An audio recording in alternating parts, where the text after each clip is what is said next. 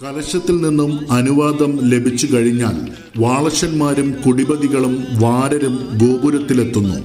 തുടർന്ന് അടിയന്തര യോഗവും വാളശക്കാരണവരും മണാളൻ സ്ഥാനികനും ചേർന്ന് ഗോപുരവും നിലവറയും തുറക്കുകയും വാളശക്കാരണവർ അകത്ത് പ്രവേശിച്ച് സന്നിധിയിലേക്ക് കൊണ്ടുപോകേണ്ട 64 ഭണ്ഡാരങ്ങൾ, ചെപ്പ്, ക്ടാരങ്ങൾ മുതലായവ എടുത്ത് കണക്കപ്പിള്ള സ്ഥാനികനെ ഏൽപ്പിക്കുന്നു. കണക്കപ്പിള്ള ഇവ കുടിപതി സ്ഥാനികരെ ഏൽപ്പിക്കുകയും അവർ അത് മുഖമണ്ഡപത്തിൽ വച്ച് കാവുകൾ ആക്കി വയ്ക്കുന്നു. ഭണ്ഡാര എഴുന്നള്ളത്ത് സമയം ആയാൽ കണക്കപ്പിള്ള കുടിപതികളോട് ഒരുങ്ങിയോ എന്ന് ചോദിക്കുകയും ഒരുങ്ങി എന്ന് മറുപടി ലഭിച്ചാൽ ഓച്ചർ സ്ഥാനികരോട് പാണിമുഴക്കാൻ ആവശ്യപ്പെടുകയും ചെയ്യുന്നു. പാണിവാദ്യം കേൾക്കുന്ന സമയം ഭണ്ഡാരങ്ങൾ